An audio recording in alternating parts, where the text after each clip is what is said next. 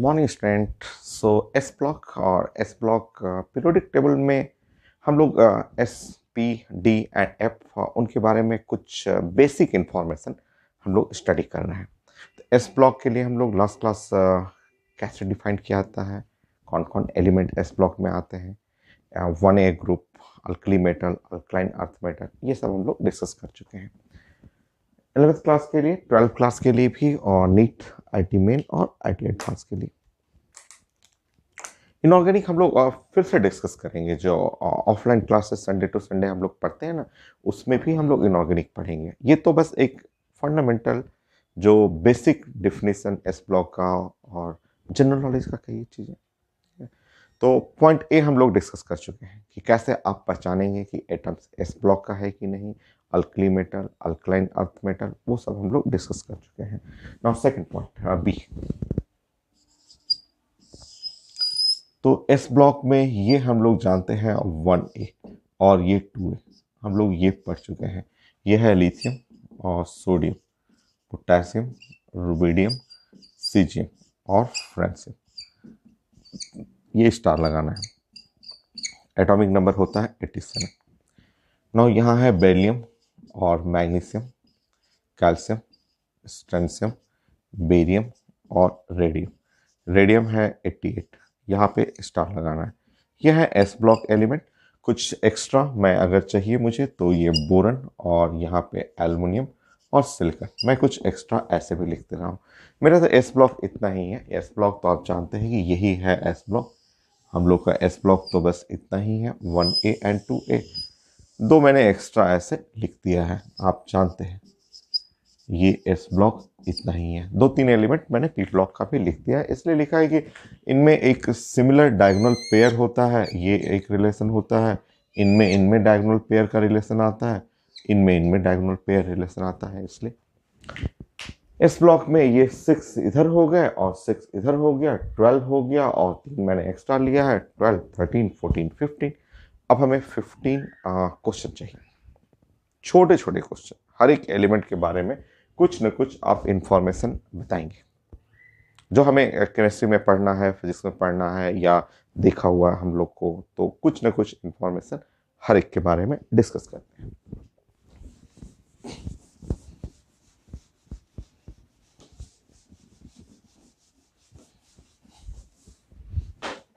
15 question, छोटा छोटा question, ज़्यादा ही 15 से ज़्यादा भी आ जाएगा। नंबर 1, आप बताएं यहाँ से कि ये 6, 12, 13, 14, 15, इन 15 में से कौन सा एक मेटल है जो कि आपके मोबाइल के बैटरी में, metal present in mobile battery, कौन सा मेटल है जो कि आपके मोबाइल के बैटरी में या पावर बैंक यूज करते हैं उसमें प्रेजेंट होता है? आंसर है lithium.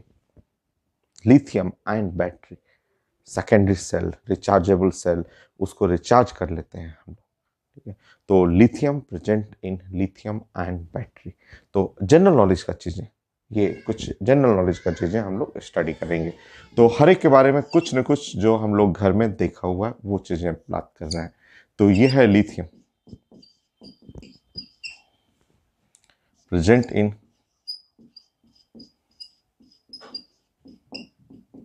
In mobile battery.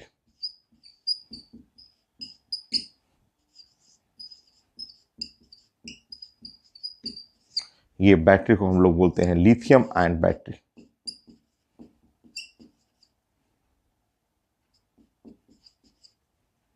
Battery so present in mobile battery जो कि लिथियम आयन बैटरी हो गया। इस लिथियम आयन बैटरी को सेकेंडरी सेल बोलते हैं। सेकेंडरी सेल, ये है सेकेंडरी सेल। मैं उस सेट कर देता हूं, तो मुझे मिटाना होगा अब इसको। मैं उधर साइड में लिख देता हूं कहीं पे किनारे में। तो इनके बारे में हमें स्टडी करना है। तो 15 क्वेश्चन मिनिमम तो रहेगा ही, हर एक के बारे में कुछ ना कुछ तो हम लोग पढ़ते रहेंगे। तो यहां लिख देंगे lithium ion battery, secondary cell,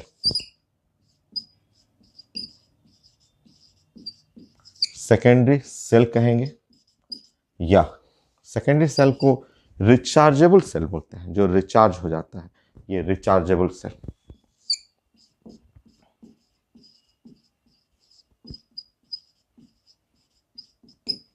ये रिचार्जेबल सेल है। सेकेंडरी सेल या रिचार्जेबल सेल, रिचार्ज जो रिचार्ज हो जाएगा सेल, वो रिचार्जेबल। जो बैटरी है ना, मोबाइल का बैटरी है, डिस्चार्ज हो जाता है तो आप प्लग लगा देते हैं, फिर से चार्ज हो गया। तो लिथियम आयन बैटरी, तो हमें इनके बारे में कुछ ना कुछ इंफॉर्मेशन चाहिए। कौन कौन से लोग हैं? Lithium, sodium, potassium, rubidium, caesium, francium, यहाँ बेरिलियम, मैग्नीशियम, कैल्शियम, स्ट्रेंशियम, बेरियम और रेडियम। और यहाँ पे कुछ मैंने बोरन ले लिया था, एल्युमिनियम और सिलिकॉन। ऐसे ये डायगोनल रिलेशन था। तो मुझे ये 15 क्वेश्चन चाहिए इनके बारे में।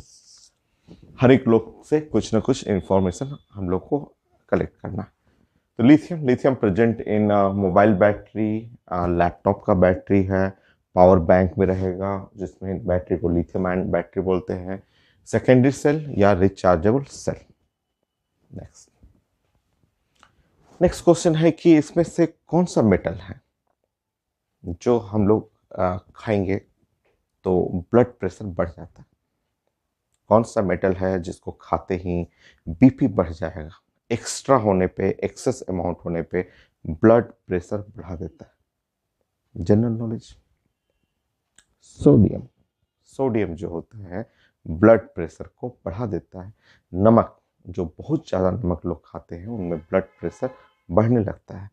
तो ब्लड प्रेशर जिनका हाई रहता है उनको नमक अवॉइड करना होता है। तो जनरल नॉलेज, छोटा छोटा पॉइंट। तो sodium.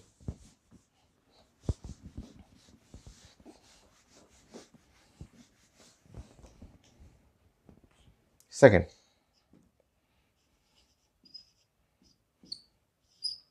Sodium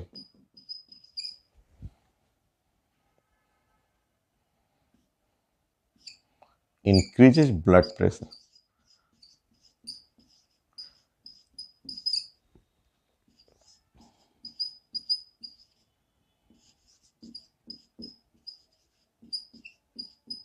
In human body.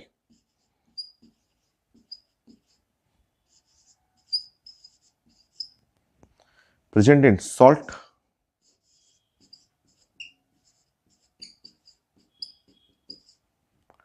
table salt, rock salt, common salt, NaCl। तो सोडियम जो नमक में प्रेजेंट है वो ब्लड प्रेशर को बढ़ा देता है। ठीक।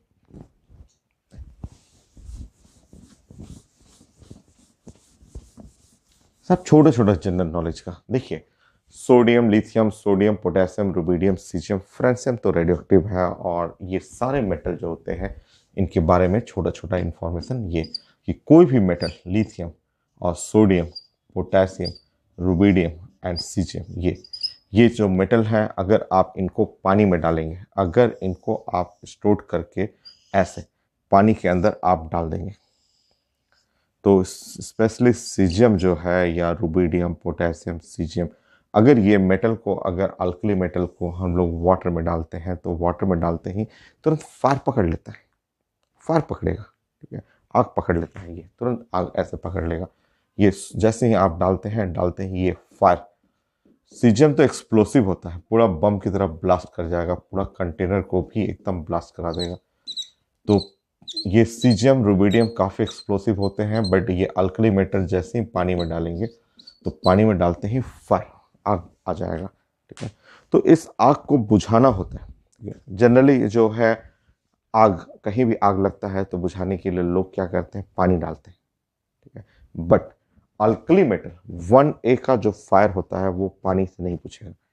अगर आप पानी डालेंगे, अगर ये आग लग गया और पानी डालेंगे तो इंटेंसिटी ऑफ फायर इंक्रीज कर जाएगा, क्योंकि ये आग फायर पकड़ा ही है वाटर के चलते, और इस पर और एक्स्ट्रा पानी डालेंगे इंटेंसिटी और बढ़ जाएगा। तो ऐसे फायर को एक्सटिंग्विश करने के लिए CCl4 पायरीन, ये पायरीन जो है वो स्प्रे कर दिया जाता है, यूज एज फायर एक्सटिंग्विशर। ये पायरीन। पढ़े हुए हैं केमिकल बॉन्डिंग में pyrene carbon tetrachloride the use as fire extinguisher. तो हमें बहुत सारे छोटे छोटे जनरल क्वेश्चन चाहिए कि ये कोई भी अल्कली मेटल को पानी में डालते हैं वो फायर क्यों पकड़ लेता है। कई लोग पूछते हैं, बड़ा सिंपल सा लॉजिक है भाई। अगर आप इस सोडियम को पानी में डालेंगे तो ये सोडियम तुरंत वाटर से रिएक्शन कर लेता है, वाटर से रिएक्शन करके ये NaOH बना देता है। साथ में आप बैलेंस करेंगे तो हाफ मोल हाइड्रोजन गैस बनेगा, और ये हाइड्रोजन गैस जो है ऐसे जो हाइड्रोजन गैस बाहर निकला वो यहाँ पे थोड़ा सा हीट जनरेट करते हुए ये रिएक्शन एक्सोथर्मिक है वो बाहर निकलता है। और हाइड्रोजन जो है वो हाईली इनफ्लेमेबल गैस है, वो थोड़ा सा भी उसको हीट मिला, हीट मिलते ही वो बर्न कर जाएगा। ये गैस जो है वो हाइड्रोजन एक फ्यूल का काम करता है, वो गैस थोड़ा सा भी हीट मिला, हीट के प्रेजेंस में वो बर्न कर जाएगा, जल जाएगा। वो एक्सोथर्मिक रिएक्शन है। तो सोडियम, पोटेशियम, रुबिडियम, सीजियम कोई भी पानी में डालते हैं, हाइड्रोजन गैस रिलीज करता है, साथ में हीट जनरेट होगा, वो हीट फायर में पकड़ लेगा और वो आग लग जाता है। अब इस फायर को एक्सटिंग्विश करने के लिए आपको CCl4 को लाना है, pyrene.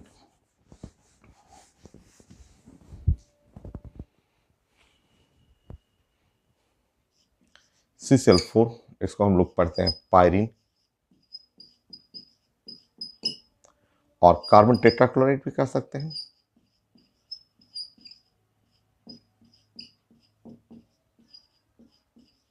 Carbon tetrachloride use as fire extinguisher for fire through alkali metal and fire through electric circuit.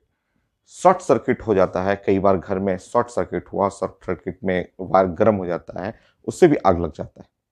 तो शॉर्ट सर्किट का भी जो फायर है उसको भी बुझाने के लिए आप वाटर नहीं यूज कर सकते हैं। वाटर आप पानी डालिएगा, वाटर कंडक्टर है, वहां से करंट आकर बॉडी में पहुंच जाएगा। तो जो फायर एक्सटिंग्विशर, जो अल्कली मेटल का फायर और ये इसका fire, fire through short circuit electric circuit, उसको एक्सटिंग्विश यही करता है CCl4। और भी है फायर एक्सटिंग्विशर में, CO2 बेस्ड फायर एक्सटिंग्विशर भी होता है, बाइकार्बोनेट का है, कार्बोनेट का फायर एक्सटिंग्विशर आता है, पाउडर फॉर्म में आता है वो। तो एक पायरीन भी आपको जानना है, एक ऑर्गेनिक कंपाउंड है जो एयर से कांटेक्ट हटा देता है और फायर को बुझा देगा। ये इसका ऑर्गेनिक में भी पढ़ना है। ये फायर एक्सटिंग्विशर यूज करते हैं CCl4 को ओपन रूम में, रूम खुला हुआ रहना चाहिए, खुले हुए रूम में यूज करना है। वो क्यों यूज करना है खुले में, ऑर्गेनिक में हम लोग डिस्कस करेंगे इसके बारे में। तो ये है use as fire extinguisher.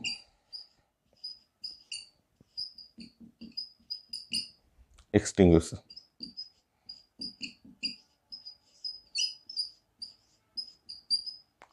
for fire through alkali metal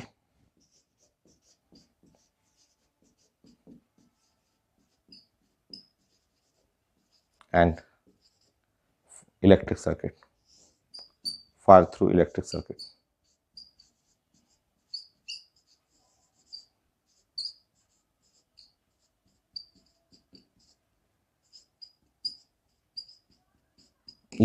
ये फायर एक्सटिंग्विशर का काम करेगा। थर्ड क्वेश्चन हो गया, हमें 15 क्वेश्चन चाहिए।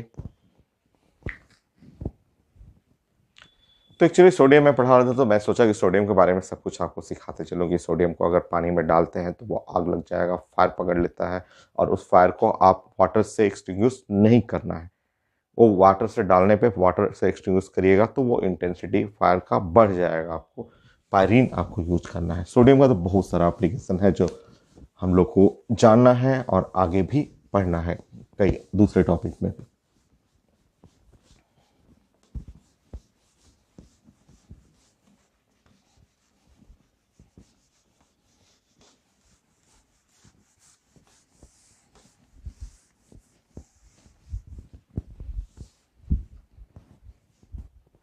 फोर्थ, सोडियम को हम लोग को यूज करना होता है फिजिक्स के अंदर। फिजिक्स के लैब में कुछ एक्सपेरिमेंट हैं जो फिजिक्स के लैब में करना होता है, जो अभी नहीं है। आपको 11th एंड 12th क्लास में नहीं है, 11th 12th क्लास में पढ़ना उनके बारे में। आईटी के जस्ट एग्जाम, आईटी का मतलब मैं जब आईटी में चला गया वहाँ वहाँ फर्स्ट ईयर में जब फिजिक्स का एक्सपेरिमेंट होता है वहाँ हम लोग ने किया था एक्सपेरिमेंट। वो 12th क्लास का एक फेमस एक्सपेरिमेंट है, यंग्स डबल स्लिट एक्सपेरिमेंट। दूसरा एक्सपेरिमेंट है polarisation tube, polarimeter and polarisation tube, optical rotation, ये सब एक्सपेरिमेंट है जहाँ पे एक बल्ब यूज करना होता है। एक बल्ब हमें चाहिए, ठीक है। जैसे अभी घर में मेरे लगा हुआ है, या आप जिस रूम में स्टडी कर रहे हैं, आपके स्टडी रूम में जो bulb, most common LED, LED ही लाइट अभी सब लोग यूज करते हैं। तो जो बल्ब आपके रूम में लगा हुआ है, जो हम लोग बात कर रहे हैं ना ऑर्डिनरी लाइट, ऐसे ये जो बल्ब आपके घर में जो लगा हुआ है, जो एलईडी है, हम लोग सिंपल ऐसे बात कर रहे हैं, तो ये लाइट जो इमिट कर रहा है ये, ठीक है, ये हम लोग बात कर रहे हैं कि ऑर्डिनरी लाइट, लाइट, और ये वाइट लाइट है। मेरे रूम में भी जो अभी बल्ब चल रहा है वो ऑर्डिनरी बल्ब है और वाइट लाइट इमिट है। वो जो सामने मेरे रूम में बोर्ड के सामने यहाँ पे एक ब्राइट वाइट स्पॉट बन रहा होगा इस वीडियो में, तो जो लाइट, बड़ा सा लाइट लगा हुआ है वो एलईडी लाइट है, वाइट कलर का लाइट इमिट कर रहा है। आपके घर में भी जहाँ आप पढ़ रहे हैं एक बल्ब जल रहा है जो वाइट लाइट इमिट कर रहा है। अब ये वाइट लाइट जो इमिट करता है, अगर मैं लाइट का वेवलेंथ के बारे में बात करूं कि ये लाइट जो हम लोग पढ़ रहे हैं इसका वेवलेंथ,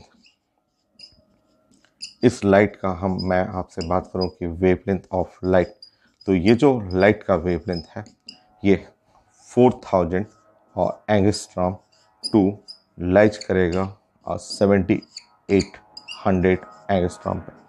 आप जानते हैं कि इसी रेंज में सारा विजिबल लाइट आ गया, जो white light contain violet, blue, green, yellow, orange, red, indigo, सारा कलर इसके अंदर बैठा हुआ है।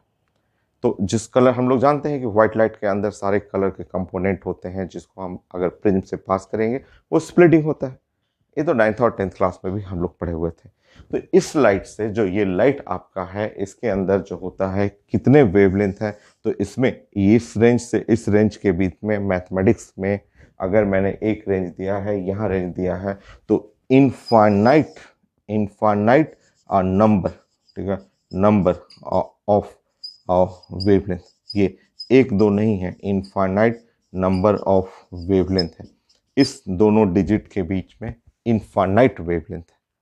तो जो बल्ब जल रहा है मेरे रूम में वो इनफाइनाइट वेवलेंथ है। इस वेवलेंथ से हम लोग का एक्सपेरिमेंट नहीं होता है, क्योंकि फिजिक्स में आपको पढ़ना है यंग्स डबल स्लिट एक्सपेरिमेंट और पोलराइजेशन एक्सपेरिमेंट। ये दो एक्सपेरिमेंट आपका सिलेबस में है, और एक तो केमिस्ट्री में भी है, optical rotation of plane polarise light. ये तीनों जो भी एक्सपेरिमेंट हैं, इन सब एक्सपेरिमेंट को कंप्लीट करने के लिए एक मोनोक्रोमेटिक लाइट चाहिए। इस बल्ब से ये नहीं कंप्लीट होता है, उसके लिए एक बल्ब चाहिए होता है एक्सपेरिमेंट के लिए, वो बल्ब मोनोक्रोमेटिक लाइट होता है, ठीक है। वो बल्ब जो मोनोक्रोमेटिक लाइट होता है ना, वो पूरा साइंस में एक ही लाइट प्रोड्यूस करता है, वो है सोडियम बल्ब। तो सोडियम जो है वो फिजिक्स में भी आएगा। सोडियम का जो बल्ब है you use as the source of monochromatic light. तो मोनोक्रोमेटिक, मोनोक्रोमेटिक मैं समझा दे रहा हूँ आपको। तो फॉर ऑप्टिक्स, ऑप्टिक्स एक्सपेरिमेंट लिख लीजिए। हमें जो एक्सपेरिमेंट करना है फॉर ऑप्टिक्स एक्सपेरिमेंट,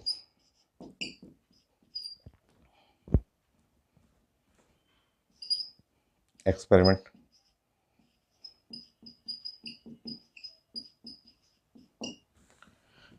हम लोग को चाहिए मोनोक्रोमेटिक लाइट। हम लोग को ऑप्टिक्स के एक्सपेरिमेंट के लिए अब मोनोक्रोमेटिक लाइट चाहिए, एक बल्ब चाहिए, हमें बल्ब चाहिए, बट ऐसा बल्ब नहीं जो अभी रूम में जल रहा है वैसा बल्ब नहीं, हमें एक मोनोक्रोमेटिक लाइट चाहिए।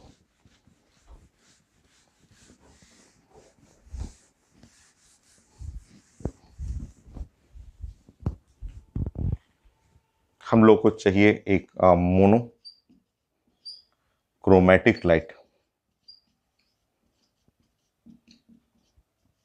तो ऑप्टिक्स एक्सपेरिमेंट के लिए मोनोक्रोमेटिक लाइट चाहिए। मोनो का मतलब वन, क्रोमेटिक का मतलब wave, one wave emitting light. और मोनो, मोनो का मतलब हुआ वन, क्रोमेटिक का मतलब वेव इमिटिंग लाइट।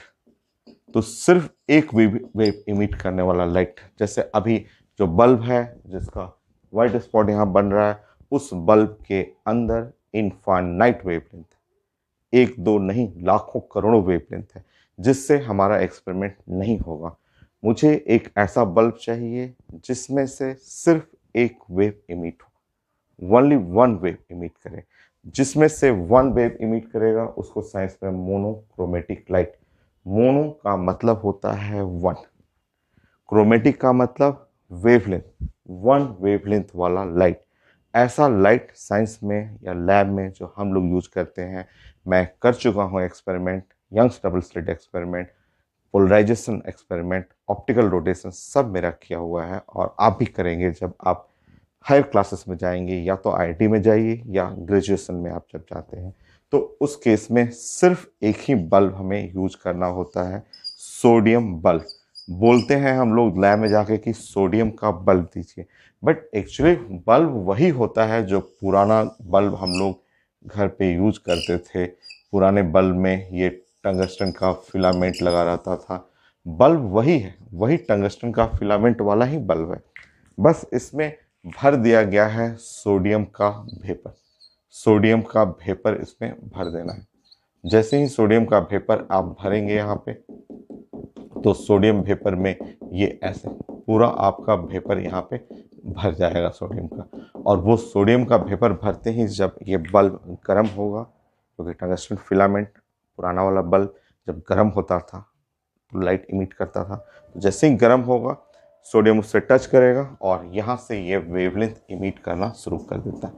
यही लाइट जो इमिट होगा ना, ये मोनोक्रोमेटिक लाइट होता है, जिसमें एक्चुअली दो वेव इमिट करता है।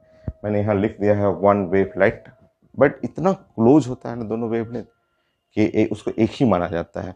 दो वेवलेंथ इसमें से निकलता है, एक है 5890 एंगस्ट्रॉम का, दूसरा वेवलेंथ इमिट होता है 5896 एंगस्ट्रॉम का। बट दोनों वेवलेंथ इतना क्लोज है ना कि हम लोग एवरेज ले लेते हैं, और यहाँ से एवरेज लेने पे 5893 एंगस्ट्रॉम। तो ये है वेवलेंथ, ये वेवलेंथ फ्रॉम सोडियम बल्ब। और अगर आप atomic structure, electromagnetic radiation, colour का लिस्ट मैंने बनाया था उससे रिलेट करेंगे, तो इसका कलर जो हो गया golden, golden yellow colour light. तो गोल्डन येलो कलर लाइट जो है वो इमिट करेगा। तो golden yellow colour light emit करता है ये। तो सोडियम बल्ब ये मोनोक्रोमेटिक लाइट के लिए यूज करते हैं। तो सोडियम का यूजेस जो है आगे पढ़ना ही है, आपका सिलेबस में 12th क्लास में तो है ही, तो यहाँ सीखते हुए चलेंगे, जो भी हमारे आगे आएगा सब हम लोग प्लान करते रहेंगे। तो सिंपल तो है, बल्ब तो सब लोग देखे हैं, अभी घर में यूज करते हैं। अभी बल्ब जो एलईडी है उस बल्ब में वाइट लाइट इमिट करता है। White light contain violet, blue, green, yellow, orange, red, indigo सब कुछ रहता है, वो मिक्स्ड कलर होता है, इनफाइनाइट वेव्स होते हैं। उसको हटा के मुझे वन वेव मतलब मोनोक्रोमेटिक लाइट चाहिए, वो लाइट बनता है सोडियम के बल्ब से। ठीक है, ये आपको सीखना है।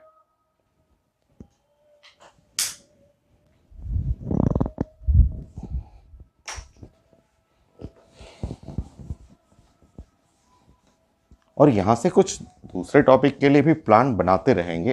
प्लान ऐसा बनाएंगे इस तरह से, जो आप यहाँ सीख रहे हैं उसको फिर से रिलेट करिए। एक टॉपिक है सॉल्ट एनालिसिस है, वहाँ के लिए भी कुछ प्लान बनाएंगे। देखिए सोडियम, आप एक रॉड ले लीजिए, ये एक मेटालिक रॉड है, रॉड के टिप्स पे सोडियम रख लीजिए। ठीक है, सोडियम को देखिए, इसका कलर सिल्वरी वाइट होता है, जैसे नमक जो टेबल सॉल्ट है जिसका कलर एकदम white, crystal white, silvery white होता है, उस तरह का ये कलर है, वाइट कलर,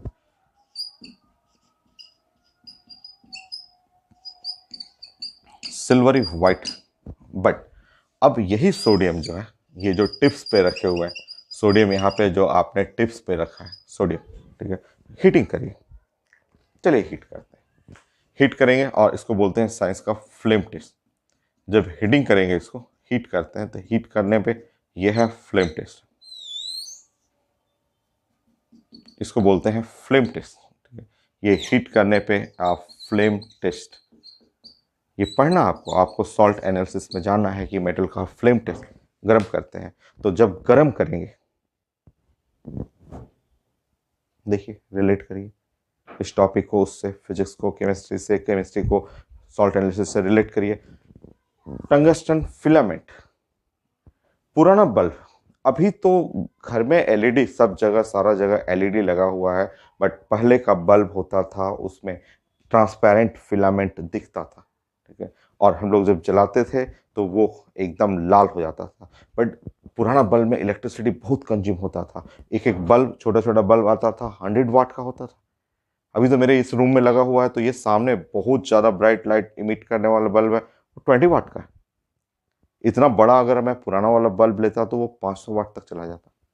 ठीक है, तो उसमें एनर्जी कंज्यूम खूब होता है। बट देखे जरूर होंगे, आप सब देखे होंगे पुराना बल्ब जिसमें फिलामेंट ऐसे लगा रहता था, स्पाइरल ऐसे कॉइलिंग रहता था, और उसमें वही जलता था और उसी से लाइट इमिट होता था। तो अब बताइए, ये टंगस्टन का फिलामेंट है, जल रहा है, और ये ऊपर में सोडियम आ गया, और सोडियम जैसे ही वो सोडियम को जस्ट बर्न हुआ, सोडियम फ्लेम पे आ गया, तो गोल्डन येलो कलर, पूरा पूरा golden yellow colour light emit करते हुए, मोनोक्रोमेटिक। जो चीज़ वहाँ है उसी चीज़ को यहाँ रिलेट करिए। अभी है सिल्वरी वाइट सोडियम, जैसे ही फ्लेम टेस्ट गर्म करेंगे वही चीज़ हुआ, ये फिलामेंट के ऊपर सोडियम गर्म हो गया, गर्म होते ही पूरा यहाँ पे देखेंगे तो गोल्डन येलो कलर का फ्लेम इमिट करता है। तो पूछा जाता है कि एक मेटल है जिसको मैंने फ्लेम टेस्ट किया तो गोल्डन येलो कलर फ्लेम निकाला, शुरू में तो वाइट था but golden yellow colour flame निकाला, तुरंत समझ जाइए वो मेटल सोर्स सोडियम है, सोर्स सोडियम है। तो एक दूसरे से इंटरकनेक्ट करिए, फिजिक्स को केमिस्ट्री से सब रिलेट करिए। तो sodium, golden yellow colour flame,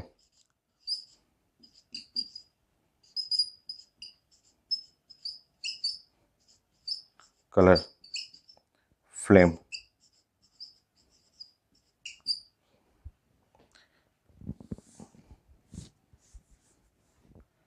emitted by sodium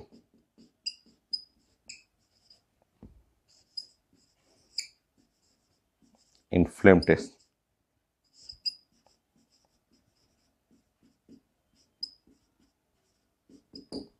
कई लोग पूछते हैं कि सर क्यों दिखा रहा है कलर, क्यों दिखा रहा है कलर, ये व्हाइट था और गर्म करने पे क्यों दिखा रहा है। सब आपका आंसर है, अब तो साइंस इतना आप पढ़ चुके हैं कि आपको रिलेट कर सकते हैं। तो आपको याद आ रहा है हाइड्रोजन स्पेक्ट्रम, याद आया, नहीं याद आया, समझिए नहीं याद आया आपको हाइड्रोजन स्पेक्ट्रम, तो मैं यहाँ आपको याद दिलाता हूँ।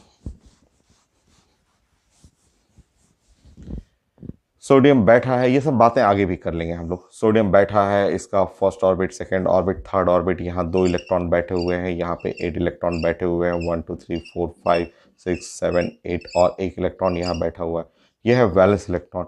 और ऑर्बिट्स, ऑर्बिट्स तो बहुत सारे होते हैं भाई, इनफाइनाइट ऑर्बिट्स होते हैं, इनफाइनाइट ऑर्बिट होते हैं। गर्म करेंगे, करिए,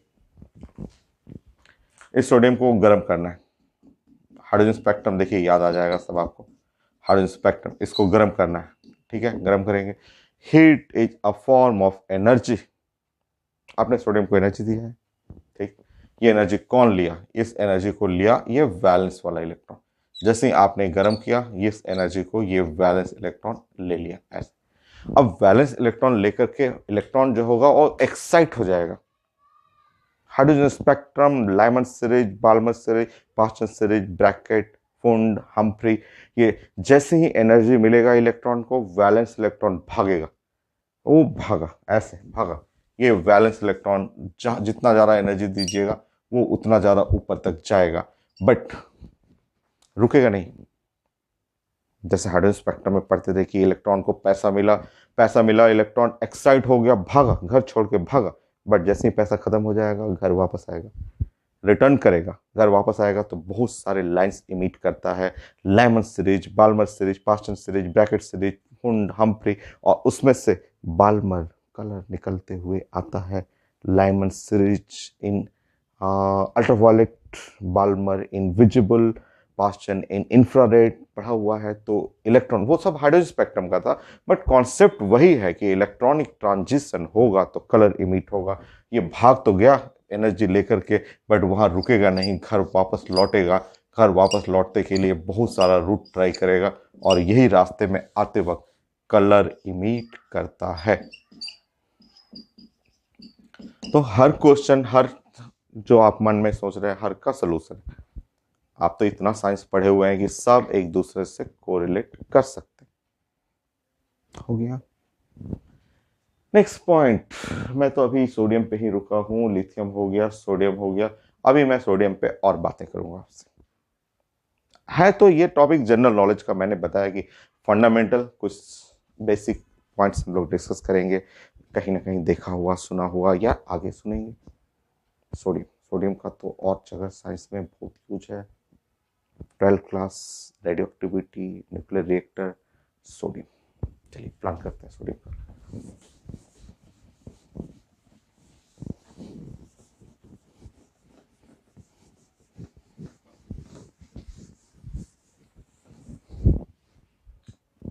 फाइन, ऐसा कर लीजिए। Sodium use as a coolant in nuclear reactor. Coolant in nuclear reactor, sodium use as coolant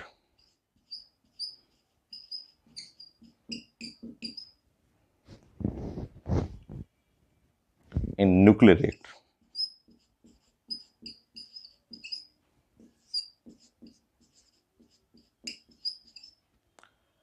coolant in nuclear reactor, ये भी एक जनरल नॉलेज का टॉपिक है।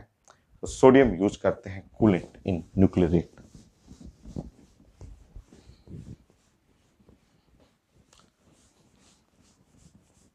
ऑफलाइन क्लास थोड़ा सा ज़्यादा इंटरेस्टिंग होता है, क्योंकि उसमें लैपटॉप यूज कर लेता हूँ मैं, प्रोजेक्टर यूज करके चीज़ों को मैं एक दूसरे से रिलेट करके दिखा देता हूँ कि कैसा आपका यंग डबल स्लिट एक्सपेरिमेंट है, कैसे golden yellow colour light emit करता है। और ऑनलाइन में एक तो इतना बिजी शेड्यूल है कि इस वीडियो रिकॉर्ड करना, कंप्रेस करना, अपलोडिंग करना, इसमें भी स्लाइड डालना बड़ा टफ हो जाता है मेरे लिए। कोशिश करूँगा मैं आपके लिए स्लाइड ऐड करूँ। तो sodium use as a coolant in nuclear reactor. 12th class में हम लोग पढ़ेंगे न्यूक्लियर रिएक्टर, फिजिक्स में उसकी डिजाइनिंग कैसे वर्किंग करता है, वो सब चीज़ें हमें सीखना है। ठीक है, तो न्यूक्लियर रिएक्टर से यहाँ पे 3-4 मेटल कवर हो सकता है। यहाँ से मैं देख रहा हूँ कि मुझे 15 क्वेश्चन करना है, तो मुझे और भी मेटल दिख रहा है जो रिएक्टर में। ठीक है, अच्छा रिएक्टर के लिए देखिए, रिएक्टर का हम लोग डिजाइन पढ़ेंगे। रिएक्टर का जो है कंक्रीट वॉल होता है, काफ़ी मोटा होता है, 3 to 4 मीटर का कंक्रीट वॉल रहेगा, और उसके अंदर इनर कोटिंग लेड का कोटिंग करना होता है। और देखिए समझिए, ये जो न्यूक्लियर रिएक्टर है उसके कोर चेंबर, जहाँ पे रिएक्शन होता है, उस कोर चेंबर में आप अगर वन स्टेप रिएक्शन भी करेंगे, ये वॉल काफ़ी मोटा होता है। ये कंक्रीट का जो वॉल है ना, कंक्रीट का वॉल काफ़ी मोटा वॉल होता है आपका, 4 to 5 मीटर तक का वॉल होता है। कंक्रीट सीमेंट का वॉल होता है, ब्रिक वॉल नहीं यूज करते हैं इसमें। और ये इनर वॉल जो होता है लेड का कोटिंग करना होता है, क्योंकि लेड आप जानते हैं कि absorber of radio active radiation, ये लेड का वॉल रहता है, लेड का ऐसे वॉल है। और ये है सीमेंटेड कंक्रीट वॉल, और कंक्रीट वॉल काफ़ी मोटा, 3 to 4 मीटर तक, इतना मीटर तक मोटा कंक्रीट का वॉल रहेगा। अंदर में लेड का कोटिंग करना पड़ता है, क्योंकि लेड जो है रेडिएशन को बाहर नहीं जाने देगा। तो यह है न्यूक्लियर रिएक्टर का मेन चैम्बर है। और न्यूक्लियर रिएक्टर में जैसे ही रिएक्शन स्टार्ट होता है, रिएक्शन स्टार्ट होगा तो रिएक्शन में जैसे फर्स्ट स्टेप ही रिएक्शन स्टार्ट हुआ, रिएक्शन स्टार्ट होगा, हम लोग डिस्कस करेंगे कि यूरेनियम है और यूरेनियम पे न्यूट्रॉन अटैक करता है। 0 न्यूट्रॉन 1 अटैक करके इसको फ्यूजन कर देगा, ब्रेक कर देगा, ब्रेक कर करके ऐसे ऐसे ऐसे प्रोडक्ट बन जाता है। जैसे यहाँ न्यूक्लियर रिएक्शन रिएक्टर के अंदर स्टार्ट होगा। स्टार्ट होते ही पहले ही स्टेप में आप 5000 डिग्री सेंटीग्रेड टेम्परेचर इमिट करेगा। अब क्वेश्चन है कि मुझे 5000 डिग्री सेंटीग्रेड टेम्परेचर चाहिए ही नहीं, मुझे तो इलेक्ट्रिसिटी जनरेट करने के लिए मुझे बस वाटर को स्टीम में कन्वर्ट करना है। ये सारा हीट को हम लोग क्या करते हैं, बॉयलर के अंदर भेज भेज देते हैं। बॉयलर में पानी भरा रहता है जो कि स्टीम में कन्वर्ट होगा, स्टीम टरबाइन चलेगा, इलेक्ट्रिसिटी जनरेट होता है। वो हम लोग पढ़ेंगे, डिजाइनिंग पढ़ेंगे। बट हमें 5000 डिग्री सेंटीग्रेड टेम्परेचर नहीं चाहिए, हमको कम चाहिए, हमको 1000 चाहिए। हमको 5000 डिग्री सेंटीग्रेड टेम्परेचर की जरूरत नहीं है। अगर 5000 डिग्री सेंटीग्रेड टेम्परेचर इतना ज़्यादा टेम्परेचर दे दीजिएगा तो ये लेड लेड गल जाएगा। पूरे साइंस का सबसे हार्ड कंपाउंड डायमंड है, वो भी 6500 जाते जाते जाते जाते मेल्ट कर जाता है। तो लेड लेड जो है 5000 पे, तो ये लेड का दीवार गल जाएगा। ये सीमेंट कंक्रीट का जो वॉल होगा नीचे से बेस में क्रैकिंग आने लगेगा, वो तो पूरा दीवार ही गलना शुरू कर जाएगा। हमको नहीं चाहिए उतना, हमको चाहिए था इसमें से जस्ट 5000 में से हमको चाहिए सिर्फ 1000। हमको ठंडा करना है, हमको इस रिएक्शन को ठंडा रखना है। हमको 5000 की जरूरत नहीं है, 1000 से मेरा काम हो जाएगा, क्योंकि हमें वाटर को बॉयल करना है, उससे हमें स्टीम कन्वर्ट करना है, जो कि 1000 बहुत है। वाटर कितने में बॉयल करता है, 100 डिग्री सेंटीग्रेड पे। चलिए बहुत ज़्यादा एनर्जी 1000 दे दिया, एनफ है। तो हमें इसको ठंडा रखना है। ठंडा रखने के लिए यहाँ हमें कूलेंट यूज करना है। कूलेंट साइंस का रिएक्टर के लिए बेस्ट कूलेंट लिक्विड सोडियम। तो ये दीवार के चारों तरफ से ये पाइपलाइंस होता है, और पाइपलाइन से यहाँ से हमें लिक्विड सोडियम, ये है लिक्विड सोडियम सप्लाई करना होता है। ऐसे ऐसे लिक्विड सोडियम का सप्लाई किया जाता है। तो सोडियम का सप्लाई होते रहना चाहिए।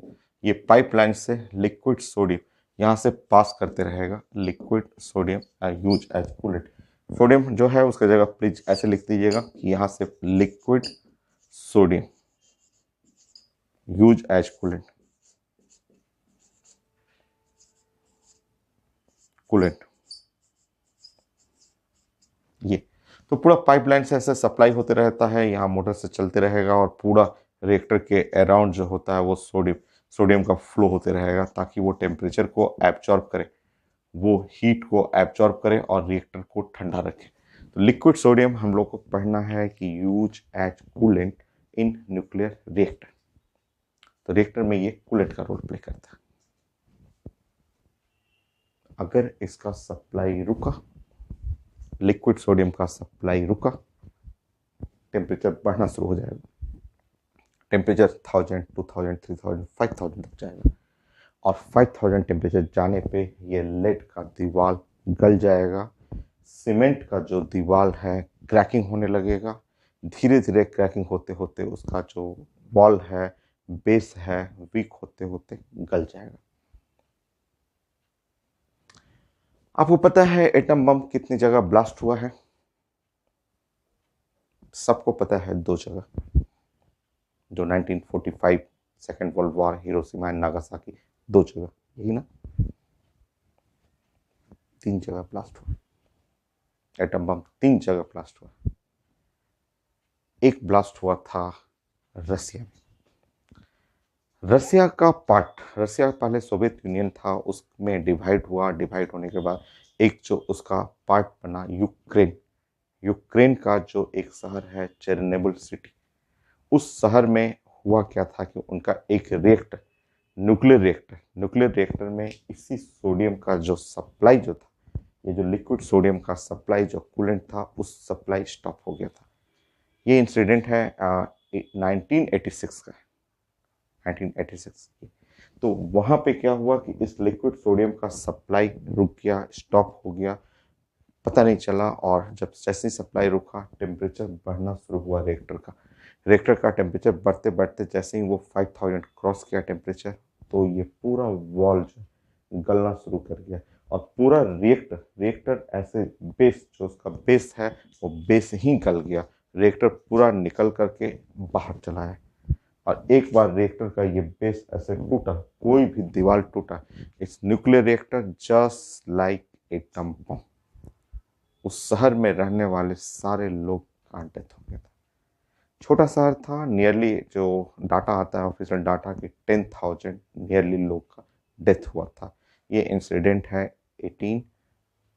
1986 का। तो वर्ल्ड का जो मेजर डिजास्टर बोला जाता है, ह्यूमन डिजास्टर कहिए। एक तो डिजास्टर नेचुरल डिजास्टर होता है, नेचर अटैक करता है। दूसरा है कि ये नेचुरल डिजास्टर नहीं, ये मैन के थ्रू क्रिएट किया हुआ डिजास्टर कि यहाँ जो लिक्विड सोडियम की सप्लाई स्टॉप हुआ, कुछ लोग डिटेक्ट नहीं कर पाया, और जैसे ही सप्लाई स्टॉप हुआ रिएक्टर का टेम्परेचर बढ़ा। टेम्परेचर बढ़ते ही ये पूरे बेस को उखाड़ दिया, पूरा गला दिया बेस, जमीन ही गल गया बेस उसका, और रिएक्टर बाहर हवा में आ गया। आते ही वहाँ पे पूरा का पूरा रेडिएशन फैल गया एरिया में, सारे लोग डेथ हो गया। अभी भी जियोग्राफी पे या डिस्कवरी पे किसी चैनल पे उस एरिया उस जोन के बारे में आता है, रिपोर्टिंग होता है। वहाँ अभी भी किसी लोग को जाने का, जाते हैं लोग बट रहने का परमिशन नहीं है। कई लोग बोलते हैं क्यों, अब तो खत्म हो गया, सारी चीजें खत्म हो गया, अब तो रहना चाहिए। तो नो, जब आप पढ़ेंगे रेडियो एक्टिविटी, तो रेडियो एक्टिविटी कभी खत्म नहीं होता, अपने वो इंटेंसिटी को डाउन कर देगा, बट रेडियो एक्टिविटी जीरो नहीं होता है। तो जिस एरिया में रेडिएशन आ गया है, जहाँ पे रेडियो एक्टिविटी पूरा फैल चुका है, वहाँ से रेडियो एक्टिविटी जीरो होना इम्पॉसिबल है। जीरो होने के लिए इनफाइनाइट टाइम चाहिए, जो कि मीनिंगलेस है। आप बोलेंगे 1 लाख साल, उससे बड़ा 10 लाख साल, उससे बड़ा 10 करोड़ साल, तो रेडियो एक्टिविटी कभी खत्म नहीं होता है। अपने इंटेंसिटी को वो रिड्यूस कर लेगा, बट खत्म नहीं होता है। तो आता है इसके बारे में, जो यूक्रेन का जो शहर है, वो चेरनोबिल सिटी जो है, जहाँ पे रिएक्टर ब्लास्ट किया था, तो वो उसके बारे में कई शो बना हुआ है, जो आता है कि वहाँ पे अभी भी लोग नहीं रहता है। तो ये liquid sodium act as a coolant, ये रिएक्टर को ठंडा रखता है। अदरवाइज अगर सोडियम नहीं पास होगा, रिएक्टर ब्लास्ट कर जाएगा। एक और इंसिडेंट जो है होते होते बचा था, रिएक्टर ब्लास्ट होते होते बच गया था, ठीक है। ये एक इंसिडेंट था जापान में। जापान में उस वक्त हम लोग टीवी पे भी देख रहे थे कि वो जापान का जो एक बार आया था सुनामी, बहुत ज़्यादा हाई इंटेंसिटी का जो ओशन वेव सुनामी आया था, जो आप काफ़ी छोटे होंगे उस समय। काफ़ी मतलब वो ब्रेकिंग न्यूज में था वो, जापान का ओशन वेव सुनामी का बड़ा बड़ा 10-10 मीटर तक का वेव आया था, और उस वेव में पूरा शहर पानी घुस गया था। बहुत उनका लॉस हुआ था। बट उसमें एक मेजर जो इशू था, जो जहाँ पे ज़्यादा न्यूज फोकस कर रहा था, उनका एक nuclear power project Fukushima. Fukushima जो एक एरिया है, एक छोटा सा आइलैंड था, समुद्र के किनारे एक छोटा सा आइलैंड है फुकुशिमा, जिसके ऊपर उन्होंने अपना बहुत सारा न्यूक्लियर पावर प्लांट बना रखा था। एक दो नहीं, 10 से ज़्यादा यूनिट था न्यूक्लियर पावर प्लांट का, ऐसे, ठीक है। और उसमें जो ओशन वेव, समुद्र से वेव जो आया, सुनामी आया, तो पूरा रिएक्टर डूब गया, सारा सिस्टम शट डाउन हो गया, सब चीज बंद हो गया, सब चीज, generator, solar system, everything fail. वहां भी रिएक्टर के अंदर रिएक्शन हो रहा है, बट एक्सटर्नल जो सप्लाई, जो कूलेंट, सोडियम ठंडा करने वाला, सब चीज फेल। अब टीवी पे आना शुरू होगा कि रिएक्टर ब्लास्ट करेगा, क्योंकि वहां पे एक्सटर्नल सर्किट सब कुछ ऑफ, अंदर में रिएक्शन कंटिन्यू है। अब लगता है कि अब ब्लास्ट कर जाएगा, कहीं आग लग रहा है रिएक्टर में, कहीं इधर फायर पकड़ ले रहा है, तो लगा कि अब ब्लास्ट करेगा। और ब्लास्ट होता एक बार, तो वो एरिया जो 10 किलोमीटर का जोन है, सब जोन खत्म हो जाता है। क्योंकि ये ब्लास्ट होने का मतलब just like atom bomb, but हुआ नहीं, ब्लास्ट हुआ नहीं, उसको बचा लिया गया, उसको बचाया गया। और उसको बचाने के पीछे जो लॉजिक था, उसका ज्योग्राफिकल पोजीशन, पोजीशन इतना बढ़िया था उसका कि उसके चलते बचा। मैंने बताया कि वो आइलैंड था, फुकुशिमा एक छोटा सा आइलैंड, समुद्र के किनारे एकदम, जितना इनका न्यूक्लियर पावर प्लांट था सब समुद्र के किनारे था। रुका कौन, एक्सटर्नल सर्किट में सोडियम रुक गया, वो कूलेंट है। अब रिएक्टर को ठंडा करना है, जल्दी से जल्दी सोडियम चाहिए। सोडियम कहाँ मिलेगा, समुद्र में, सी वाटर। सी वाटर, समुद्र का पानी, सोडियम रिच, नमकीन होता है। समुद्र का पानी जैसे मुंह में जाता है पूरा नमक नमक नमकीन होता है। तो समुद्र के पानी में सोडियम था, उन्होंने पूरा अपना आर्मी, नेवी, एयरफोर्स सबको लगा दिया। सब लोग समुद्र से शिप गया, शिप जस्ट पानी एकदम फ्लो, एकदम समुद्र का पानी रिएक्टर के ऊपर फेंकते रहा। कई तो हेलीकॉप्टर देखता था हम लोग, ये टीवी पे दिखा रहा था। कई क्लास में जब आप ऑफलाइन करते हैं तो मैं तो कई स्लाइड दिखा दिखा के बताता हूँ कि देखिए उस समय जो है हेलीकॉप्टर से बनाया गया था, जस्ट कोनिकल बकेट बनाया गया था, जस्ट समुद्र में डूबा था, पानी भरता बकेट में, बड़ा बड़ा बकेट बना करके रिएक्टर के ऊपर जाके खोल देता, पूरा पानी ऊपर से समुद्र का पानी रिएक्टर के ऊपर गिरता, ठंडा करते रहा। लोग ठंडा करते करते जब तक कि वो एक्सटर्नल सर्किट को स्टेबल नहीं कर लिया तब तक ठंडा करते रहा, और रिएक्टर ब्लास्ट नहीं हुआ, बच गया था। तो ये सब चीज़ें हम लोग न्यूज, जो भी न्यूज पेपर पढ़ते हैं, न्यूज देखते हैं, उससे हम लोग साइंस को रिलेट करना होता है। उससे रिलेट करेंगे कि हाँ लिक्विड सोडियम कितना इंपॉर्टेंट है, coolant for nuclear reactor. Reactor जब आप पढ़ रहे हैं तो इसमें रिएक्टर के अंदर, रिएक्टर के डिजाइनिंग में बोरन भी यूज किया जाता है, बेरिलियम भी यूज करते हैं, तो उनका भी एप्लीकेशन सीखते हैं कि बोरन और बेरिलियम।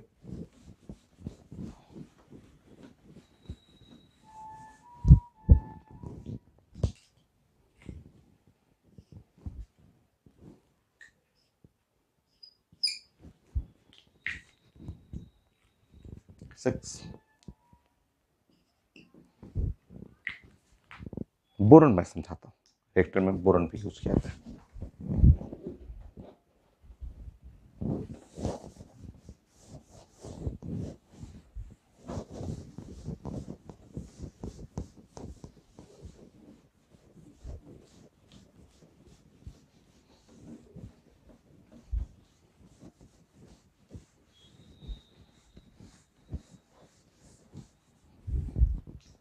जो भी एक आ रहा है टॉपिक और उससे रिलेटेड कोई भी मेटल है तो हम लोग थोड़ा स्टडी रीड करते हुए चलते रहेंगे।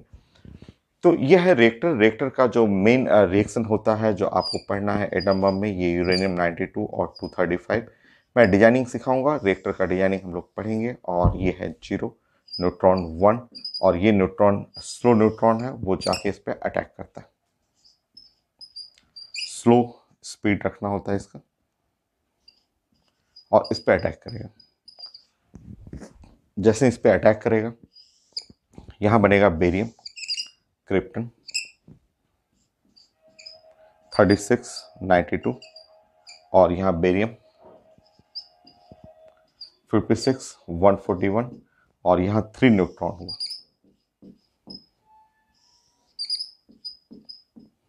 एक बार मैच करूंगा मैं, मैच इसलिए करूंगा कि मुझे ये बैलेंसिंग करना है। ये 0, 92, ये दोनों रिएक्टेंट है, ये प्रोडक्ट है 36, 0, 0, 0 और 56, ये जोड़ने पे 92 आ रहा है। एक बार ऊपर भी चेक करूंगा, ये 1 है, 235, 236 टोटल। यहाँ देखेंगे 92, ये 1 जोड़ेंगे यहाँ पे, ऐसे भी लिख सकते हैं, इसको ऐसे लिख सकते हैं। सो 92, 93, 94, 95, 95 और यहाँ पे है 6, सो 236 बैलेंस है। ठीक है, ये है मेन न्यूट्रॉन, प्राइमरी न्यूट्रॉन है, और ये इसके बाद रिएक्शन हुआ न्यूक्लियर रिएक्टर में, ये ब्लास्ट होकर के ये एक प्रोडक्ट, दूसरा प्रोडक्ट, और ये 3 सेकेंडरी न्यूट्रॉन बने। अब हमें क्या करना होता है कि रिएक्शन को थोड़ा स्लो रखना पड़ता है भाई, रिएक्टर में रिएक्शन को एकदम स्लो रखिए। अभी यहाँ पे टेम्परेचर जैसे ही रिएक्शन जनरेट हुआ, एक रिएक्शन हुआ 5000 डिग्री सेंटीग्रेड टेम्परेचर हुआ, उसको तो मैंने कंट्रोल कर लिया लिक्विड सोडियम से। बट अब क्या करना है कि अगर इस 3 न्यूट्रॉन में से 2 न्यूट्रॉन को रोकिए, किसी तरह रोकिए, नहीं रोकिएगा ना तो रिएक्शन ऐसे पकड़ लेगा, ये फिर से यूरेनियम पे जाएंगे, यूरेनियम पे जा करके फिर से अटैक कर देंगे, अटैक करके यहाँ 5000 की जगह 15000 टेम्परेचर क्रिएट कर देंगे। क्योंकि ये 1 रिएक्शन है, 1 स्टेप है, ये तीनों जाएंगे, तीनों जाकर फिर से यूरेनियम पे अटैक करेंगे, और 3 गुना ज़्यादा 5000 की जगह 15000 डिग्री सेंटीग्रेड टेम्परेचर जनरेट कर देंगे।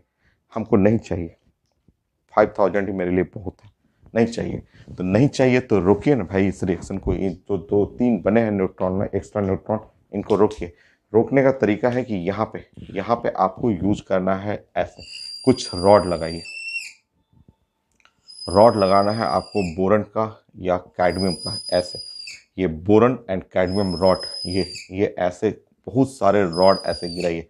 रॉड गिराना है, ये रॉड इस मटेरियल का, ये जो बोरन देख रहे हैं ना, इसका हम लोग को यूज करना होता है। बोरन का रॉड डाल दीजिए उसमें, ठीक है। तो बोरन का रॉड, ये बोरन या बोरोन, या फिर एक मटेरियल है कैडमियम। कैडमियम का और रॉड इसमें डाल दीजिए, ऐसे ऊपर से डालिए। तो बोरन और कैडमियम रॉड जो है वो इन न्यूट्रॉन को, इस न्यूट्रॉन को कैप्चर करेगा, इस न्यूट्रॉन को पकड़ेगा ऐसे, इस न्यूट्रॉन को पकड़ेगा। बोरन और कैडमियम रॉड इन दोनों न्यूट्रॉन को ऐसे पकड़ता है। ये एक्सेस जो न्यूट्रॉन है उसको पकड़ लेगा। एक को छोड़ना है, एक को छोड़ना है, नहीं तो पूरा पकड़ लीजिएगा तो रिएक्शन ही बंद हो जाएगा। एक को छोड़ दीजिए, इसको बोलिए कि ठीक है आप चाहिए, आप जाके फर्दर अटैक करिए, ऐसे। इसको छोड़ देते हैं, बोल देंगे ठीक है आप फिर से रिएक्शन करिए, ऐसे, इस तरह से। तो रिएक्शन को रोकना होता है। अगर ये नहीं रोकिएगा तब तो रिएक्शन चेन बनते होते बड़ा बड़ा बड़ा ब्लास्ट कर देगा। तो रिएक्शन रोकने के लिए हमें इनमें से, मैंने बोला कि मुझे 15 क्वेश्चन चाहिए, कुछ न कुछ जो भी कहीं हम लोग को देखा हुआ है तो वो क्वेश्चन चाहिए मुझे, और जनरल नॉलेज का चीजें। तो बोरन और कैडमियम, कैडमियम मेटल भी होता है, ये use as the controller rod. ये कंट्रोलर रॉड का काम करते हैं। एक्सेस जो न्यूट्रॉन है रिएक्टर से उनको पकड़ लेते हैं, और जरूरी है पकड़ना, पकड़ना जरूरी है, नहीं तो रिएक्शन चेन बन जाएगा, बड़ा एकदम एक्सप्लोसिव रिएक्शन हो जाएगा। तो boron and cadmium use as controller rod.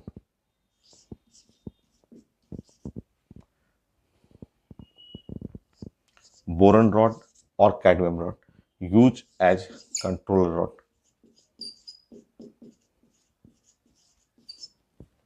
rod to absorb excess neutron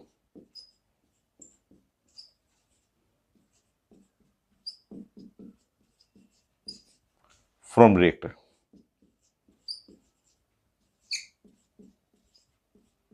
reactor के एक्सेस न्यूट्रॉन को एब्जॉर्ब करने में ये हेल्प करते हैं। नेक्स्ट, रिएक्टर में एक मेटल और है, 7। सब आगे भी पढ़ेंगे, बट एक जनरल नॉलेज है, सीखते चलिए। नेक्स्ट नॉलेज, मुझे इस न्यूट्रॉन को यहां भेजना है अटैक करने के लिए, और रिएक्शन मुझे स्लो चाहिए। न्यूक्लियर रिएक्टर का डिजाइन जब करेंगे तो रिएक्शन मुझे स्लो चाहिए, फास्ट रिएक्शन नहीं चाहिए, मुझे एकदम रिएक्शन स्लो। ठीक है, स्लो करने के लिए मैं इसमें चाहूंगा कि ये स्लो स्पीड हो, या मैं चाहूंगा कि वेरी स्लो, जितना स्लो कर सकते हैं उतना स्लो रखना है स्पीड। अब स्लो करने का तरीका, जैसे मैं आपको बोलूंगा 1 किलोमीटर दौड़िए, तो आप तो फट से जस्ट वॉक करेंगे, दौड़ रनिंग करेंगे, दौड़ के पहुंच जाएंगे। बट मैं आपको बोलूंगा वो 1 किलोमीटर रनिंग करना है 10 मिनट में कर लेंगे आप तुरंत दौड़ेंगे, 10 मिनट बहुत है। ठीक है, और मैं आपसे बोलूंगा कि 1 किलोमीटर स्विमिंग करिए, थक जाएंगे आप, आधे घंटे लगेगा। पानी में चलना बड़ा टफ है, जब स्विमिंग करेंगे तो वाटर आपको मोशन को रेजिस्ट करेगा, विस्कस फोर्स लगाएगा। ठीक है, तो एयर में दौड़ना कितना आसान है, एयर में 1 किलोमीटर दौड़ना 10 मिनट एनफ है, आप निकले फट से दौड़ के चले आए। 1 किलोमीटर वाटर में स्विमिंग करना डिफिकल्ट है, वाटर रेजिस्ट करेगा, और फील भी करते हैं हम लोग। वाटर में थोड़ा सा स्विमिंग पूल में जाते हैं, थोड़ा सा जस्ट करते हैं, स्विमिंग करते हैं, थक जाते हैं, डिफिकल्ट है, वाटर रेजिस्ट करता है। अब मैं सोच रहा था कि भाई ये जो चल रहा है इसके पास जाना है, बड़ा स्लो करना है, इसको वेरी वेरी स्लो करना है, तो मुझे तो वही आइडिया आया कि चलो ऐसा करता हूँ कि रास्ते में पानी फेंक देता हूँ। यहाँ से चल रहा था इसकी तरफ, पूरा पानी भर देता हूँ रास्ते में, चल ही नहीं पाएगा, बड़ा स्लो स्पीड होगा, चलिए पानी भर देते हैं। ठीक है, पानी भर देते हैं, रास्ते में यहाँ से यहाँ जाते समय पानी डाल देते हैं, बोलते हैं कि भाई आप पानी डाल देता हूँ वाटर में, तो आप स्लो स्पीड तो हो ही जाएगा आपको। अच्छा, जानना है पानी तो डालते ही हम लोग, but not drinking water, heavy water, heavy water डालिएगा, पानी पीने वाला वाटर नहीं, D2O, हाइड्रोजन का आइसोटोप्स। तो यहाँ पे हमें डालना है D2O। D2O, D2O क्या है, हैवी, हैवी वाटर है, हैवी वाटर, हैवी वाटर डाल दीजिए। स्लो करने के लिए पानी डाल दिया, आप जानते हैं स्विमिंग करके आप जाना पड़ेगा, अब तो स्पीड इसका स्लो हो जाएगा, जैसे हम लोग थक जाते हैं न्यूट्रॉन भी थक जाएगा, स्लो स्पीड हो गया। ठीक, या ग्रेफाइट का पाउडर, ग्रेफाइट बैटरी, बैटरी के अंदर जो होता है पेंसिल बैटरी, उसमें से रॉड निकलता है ना, प्योर ग्रेफाइट, तो उसका पाउडर, ये कार्बन sp2, ग्रेफाइट का पाउडर।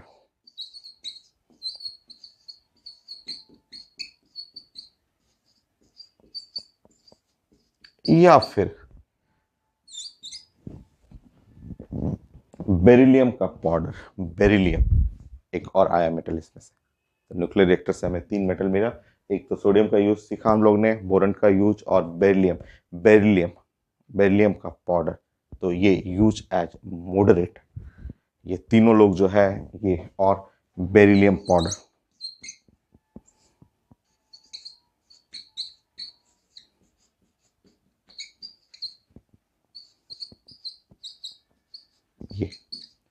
ये तीनों यूज किया जाता है एज अ मॉडरेटर। मॉडरेटर का मतलब to slow down the speed of neutron, जो न्यूट्रॉन है उसके स्पीड को एकदम स्लो करना होता है, तो ये यूज एज मॉडरेटर। तीनों तीनों में कोई भी sorry, use as moderator.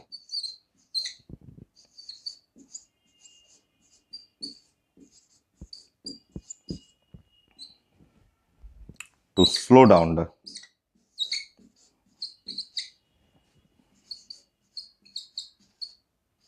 The speed of neutron.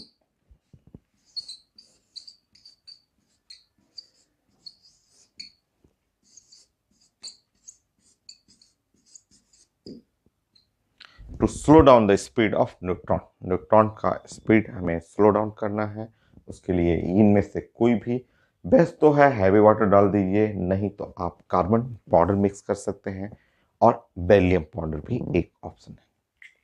तो 3 मेटल, चलिए यहां से हम लोग ने रिएक्टर से सीखा। आगे पढ़ेंगे, है तो जनरल नॉलेज, सीखने में क्या है, साइंस को ऐसे ही पढ़ा जाता है, साइंस को ये नहीं कि रट लीजिए, साइंस को उसको रिलेट करिए, जो चीज पढ़ रहे हैं इस ब्लॉक कहाँ देखा हुआ है, कहाँ हमने सुना हुआ है, उसको रिलेट करिए साइंस को। बड़ा इंटरेस्टिंग है यार, पूरा science, physics, chemistry, math, bio सब एकदम इंटरेस्टिंग है, अगर आप उसको रिलेट कर लीजिए अपने डेली रूटीन से, तब रटिएगा तो नहीं। कितना भागता है लोग इनऑर्गेनिक से, खूब भागता है कि वो इनऑर्गेनिक पढ़ा, याद कहाँ याद करना है, कब मैंने पीरियोडिक टेबल में बोला है याद करने के लिए, इतना डिटेल में इतना अच्छे से आपको पढ़ाया हुआ है, गारंटेड तो मैं रहता हूँ आपको, गारंटेड स्टडी है मेरा, एम्स में, आईटी में, एडवांस में, मेन में कॉपी से बाहर नहीं क्वेश्चन रहेगा।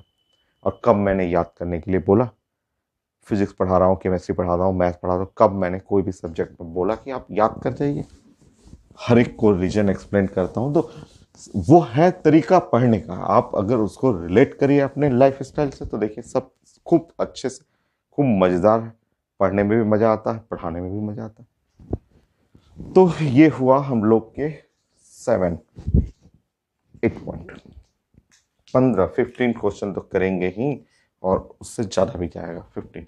अभी बेरिलियम आ रहा है तो मुझे याद आया कि बेरिलियम के बारे में थोड़ा पुराना टॉपिक रिवीजन कर लूँ। Beryllium use as window of X-ray tube, हम लोग पढ़े हुए हैं, X-ray atomic structure, last topic X-ray मैंने पढ़ा है, वहाँ मैंने लिखवाया था कि आया भी है, आईटी मेन में पूछा हुआ है, छोटे छोटे क्वेश्चन सब पूछे हुए हैं, सारे क्वेश्चन पूछे हुए हैं ना। अभी बेरिलियम मैं यहाँ लिखा था तो मुझे याद आया कि चलो आपको एक बार रिवीजन ही करवा देता हूँ।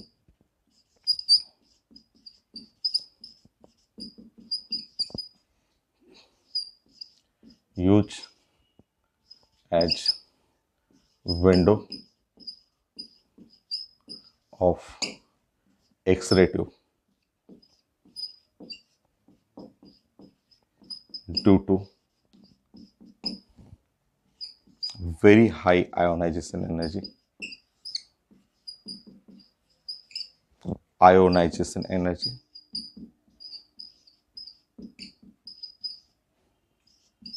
energy of beryllium। So beryllium का हाई आयोनाइजेशन एनर्जी के चलते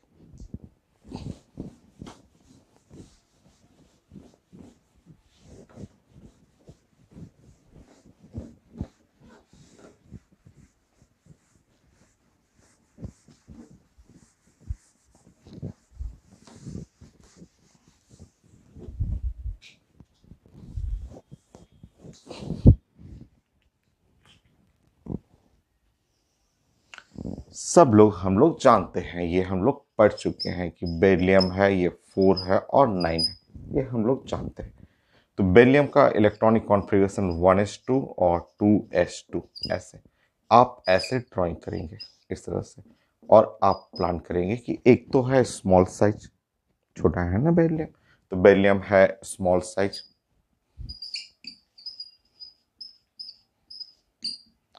दूसरा है कि ये फुलफिल सब ऑर्बिट है।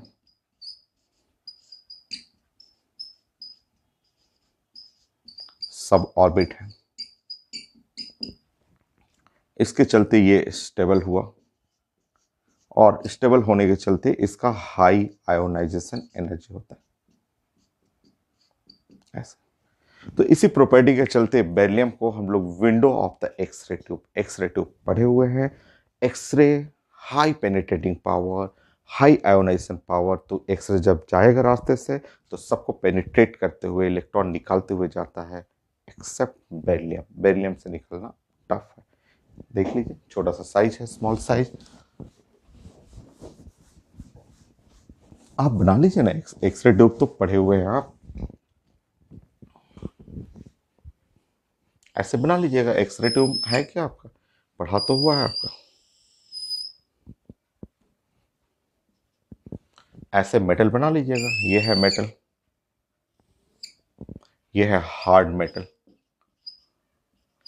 प्लेटिनम, मोलिब्डेनम, टंगस्टन, जिनके हम लोग क्वेश्चन भी किए हुए हैं। और ये है, आप जानते हैं यहाँ पे, ये है इलेक्ट्रिक हीटर, और इलेक्ट्रिक हीटर के सामने ऐसे रखना है, ये मेटल रखना है, और ये है हीटर है।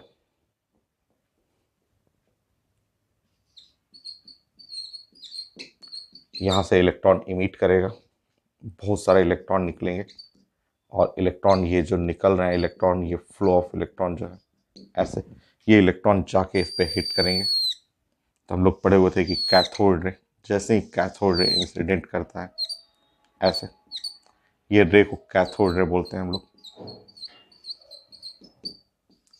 तो कैथोड रे जैसे ही इंसिडेंट करेगा, इंसिडेंट करते ही यहाँ से बनेगा X ray. when cathode ray incident on a metal plate, hard metal plate, now यहाँ से जो रे इमिट करेगा, यहाँ से जो रे ऐसे बाहर निकलेगा, यही रे तो साइंस में एक्सरे बन जाता है। तो हम लोग मोस्ले का एक्सरे एक्सपेरिमेंट पढ़े हुए हैं, तो थोड़ा थोड़ा रिवीजन करते रहेंगे। ये है एक्सरे, ठीक है। अब एक्सरे जिस रास्ते से निकलता है, यहाँ जो रास्ते में ये जो निकलेगा जिस रास्ते से एक्सरे, तो खिड़की, ये विंडो आपको बनाना होगा। ये विंडो जो बनाया जाता है, ये विंडो ऑफ द एक्सरे, ये विंडो जो है बेरिलियम मेटल का, क्योंकि ये एक्सरे का high penetrating power, high ionisation power है। अदर मेटल रहेगा तो उसमें से इलेक्ट्रॉन निकालते हुए भाग जाएगा, बेरिलियम को टच नहीं करता है। तो window of X-ray, X-ray tube, ये है बेरिलियम, बेरिलियम का बना हुआ है एक्सरे।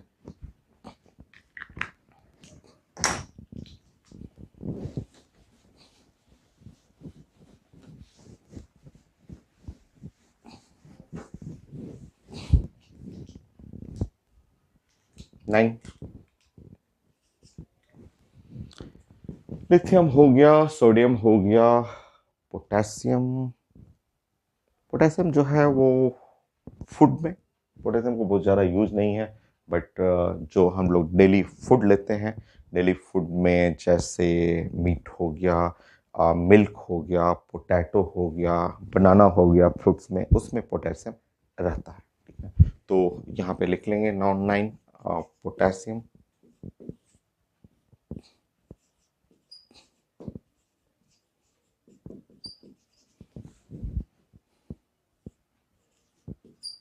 प्रेजेंट इन फूड,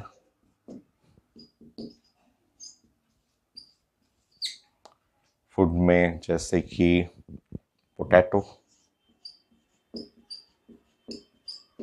बनाना, इन सब में पोटेशियम रिच रहता है। मिल्क,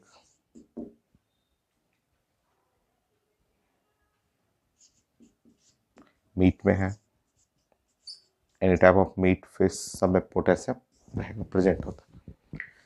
तो पोटेशियम हो गया। रुबीडियम, रुबीडियम जो होता है उसका भी बहुत ज़्यादा यूज नहीं है। Colour discharge tube, colour light जो होता है वॉयलेट कलर का लाइट होता है, उसमें रुबीडियम यूज करते हैं।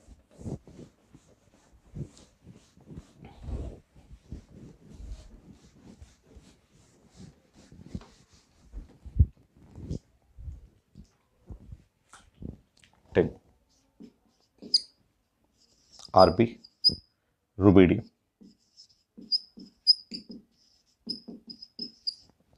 सो use in colour discharge tube, use in colour discharge का मतलब वॉयलेट कलर डिस्चार्ज ट्यूब,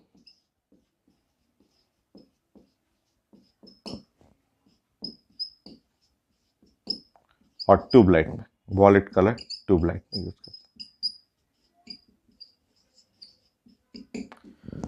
तो डिस्चार्ज ट्यूब, जो घर में ट्यूबलाइट यूज करते हैं ना आप, उसी को हम लोग केमिस्ट्री में डिस्चार्ज ट्यूब बोलते हैं। ट्यूबलाइट में भी देखिएगा एक साइड एनोड है, एक साइड कैथोड है, दोनों साइड से इलेक्ट्रिसिटी पास करते हैं, तो उसी को हम लोग डिस्चार्ज ट्यूब बोलते हैं।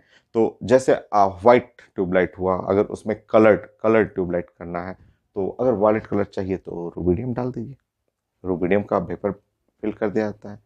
तो जो डिस्चार्ज ट्यूब होता है, देखते हैं कभी हाईवे पे देखते हैं हम लोग, होटल्स या कोई मॉल है या कोई शॉपिंग कॉम्प्लेक्स है, तो वो अपना ऐड करने के लिए नाइट में देखते हैं कि ट्यूबलाइट, कलर्ड डिस्चार्ज ट्यूब, ऐसे सिंबल अपना बनाते हैं कलर्ड ट्यूबलाइट लगाते हुए। तो उसमें जो वॉयलेट कलर का ट्यूबलाइट होता है उसमें रुबीडियम डाला जाता है। सो सीजियम, हाँ सीजियम तो आईटी एडवांस में भी पूछा हुआ है। सीजियम,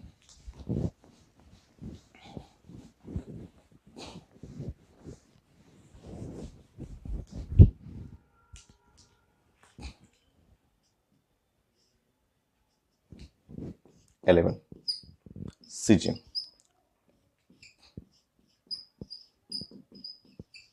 आप पढ़े भी हैं, सीजियम यूज इन अ फोटोसेल। अब फोटो इलेक्ट्रिक इफेक्ट कितना अच्छा एक्सपेरिमेंट था, कितना अच्छे से मैंने समझाया था। अल्बर्ट आइंस्टाइन का थ्योरी, प्लांक्स का, हर्ट्ज का कॉन्सेप्ट मैंने समझाया था, कैसे अल्बर्ट आइंस्टाइन को नोबेल प्राइज मिला हुआ था, और कितने अच्छे अच्छे क्वेश्चन हम लोग डिस्कस किए हुए हैं। तो उस टॉपिक में मैंने बताया था कि best metal use for photo electric effect caesium. क्यों होता है वो सब रीजन हम लोग डिस्कस किए थे। तो use in photocell, IT advance का क्वेश्चन भी है ये। तो use in photocell,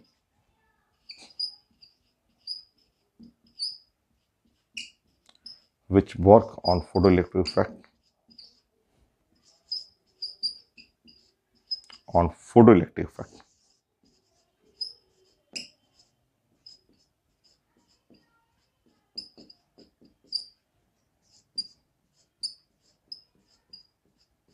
which work on photoelectric effect। देखिए,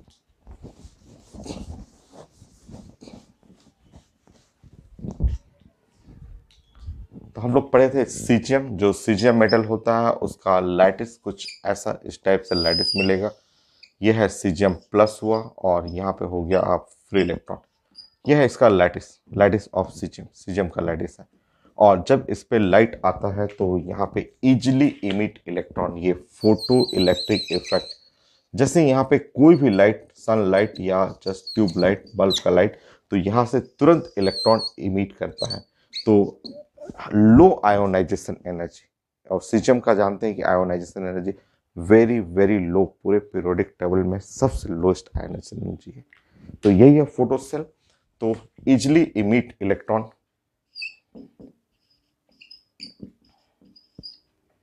emit electron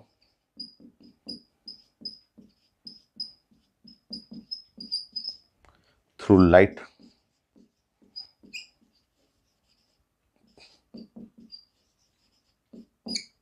due to very very low ionization energy, very low ionization energy of cesium। तो पूरे साइंस का सबसे लोएस्ट आयोनाइजेशन एनर्जी है, इसलिए तुरंत इलेक्ट्रॉन इमिट कर देगा। अच्छा, दूसरा क्वेश्चन आईटी एडवांस का, कि which metal use in solar cell, caesium use in photo cell, और उनमें से जो है 12 में से जो कौन सा मेटल है सोलर सेल में यूज होता है। तो सोलर प्लेट, हर गांव में अभी सोलर सिस्टम, सोलर इलेक्ट्रिसिटी जो यूज होता है, उस सोलर सिस्टम में कौन सा मेटल यूज किया जाता है? तो आंसर है सिलिकॉन। सिलिकॉन जो होता है ये यूज करते हैं सोलर सेल में। कल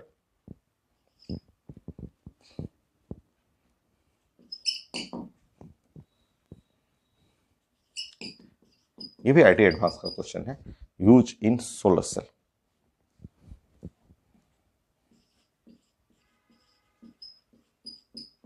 सो सोलर सेल अलग कॉन्सेप्ट है और फोटो सेल अलग है। दोनों में एक फंडामेंटल एक ही जैसा है कि लाइट, सनलाइट आएगा, जस्ट इलेक्ट्रिसिटी जनरेट करना है, बट इसका कॉन्सेप्ट है फोटो इलेक्ट्रिक इफेक्ट के ऊपर, और इसका कॉन्सेप्ट है पी एन जंक्शन डायोड, जो कि 12th क्लास में हम लोग डायोड पढ़ेंगे। बट जनरल नॉलेज का है तो चीज़ें ना, सोलर सेल हर जगह सोलर सेल है, सोलर प्लेट मिलता है, अब तो बच्चों के खिलौने में आता है। मेरे घर में तो बहुत सारे ऐसे टॉयज हैं जिसमें सोलर सेल से वर्क करता है। तो दोपहर में ले जाते हैं सारे बच्चे, छत के ऊपर ले जाएंगे, सोलर एनर्जी, सन से जो एनर्जी मिला उससे एनर्जी से जस्ट वर्क। अरे इवेंट कैलकुलेटर भाई, इतना छोटा छोटा सोलर सिस्टम पे तो, जैसे ये है आपके घर में छोटा सा कैलकुलेटर है, सिंपल कैलकुलेटर जो है एकदम, इसमें लिखा हुआ है नाउ रियल सोलर सेल, यहाँ लिखा हुआ कैलकुलेटर में रियल सोलर सेल। कभी मैंने इसको धूप में थोड़ा रखा, यहाँ पे यही बल्ब के एनर्जी से ही रिचार्ज हो जाता है। 4 साल की गारंटी भी है इसमें, 4 ईयर लाइफ बैटरी गारंटी लिखा हुआ है इस पे, यहाँ पे, यहाँ सोलर सेल। तो सोलर सेल तो कॉमन चीज़ें हैं, हर घर में मिल जाएगा। देखिए सिंपल टेबल पे मेरे रखा हुआ है, बच्चों के खिलौने में आता है, पूरा गांव, आजकल हर गांव में चलता है सोलर सिस्टम का प्रोजेक्ट। तो सोलर सेल जनरल नॉलेज का चीज़ है। कौन सा मटेरियल यूज करते हैं? सिलिकॉन। वो वर्क करता है पीएन जंक्शन डायोड के ऊपर। कितने मेटल हम लोग ने पढ़ा बताइए? लिथियम आपने देख लिया, मुझे एक एक हर एक मेटल के बारे में कुछ ना कुछ चाहिए। तो ये हो गया, लिथियम हो गया आपका, सोडियम हो गया, पोटेशियम सीख लिया हम लोग ने, रुबिडियम सीख लिया, सीजियम सीख लिया, बेरिलियम के बारे में जान गए, बोरन के बारे में जान गए, सिलिकॉन के बारे में सीख लिया मैंने। अब magnesium, calcium, strontium, barium, radium और फ्रांसियम। एक नज़र में जल्दी से बता दीजिए जो मैं पूछ रहा हूँ, कौन सा मेटल है मेरे बॉडी में सबसे ज़्यादा? इनमें से मेरे बॉडी में सबसे ज़्यादा कौन सा मेटल है? कैल्शियम। कहाँ है मेरे बॉडी में? बोन, हड्डियों में। कितना है? तो नियरली 1.2 kg होता है। ठीक। कौन सा मेटल है जो हमारे अर्थ के अंदर में सबसे ज़्यादा है? हमारे बॉडी में आपने खोजा, मेरे बॉडी में सबसे ज़्यादा कैल्शियम, करेक्ट। अर्थ के अंदर, जमीन के नीचे, अर्थ के कोर में कौन सा मेटल सबसे ज़्यादा है? आप बताइए, आपके घर के किचन में सबसे ज़्यादा मेटल कौन सा मेटल है? एल्युमिनियम। जमीन के नीचे माइनिंग करेंगे, अर्थ क्रस्ट में सबसे ज़्यादा मिलेगा एल्युमिनियम। कौन सा मेटल फुलझड़ी में होता है? दिवाली में पटाखे छोड़ते हैं ना, मोस्ट कॉमन क्रैकर्स, फुलझड़ी। कौन सा metal? Magnesium. Calcium, strontium, barium भी हम लोग क्रैकर्स में यूज करते हैं। रेडियम है, उसका मेडिसिन हम लोग यूज करेंगे। तो आज के लिए इतना ही, बहुत थक गया हूँ मैं। तो नेक्स्ट क्लास इसके आगे कंटिन्यू करेंगे। 12 मैंने बताया, नेक्स्ट क्लास इनके बारे में थोड़ा थोड़ा एक एक लाइन और सबके बारे में डिस्कस करेंगे। और अभी बहुत सारी प्रॉपर्टी है इस ब्लॉक का, बहुत सारा प्रॉपर्टी, छोटा छोटा प्रॉपर्टी हम लोग डिस्कस करेंगे नेक्स्ट क्लास।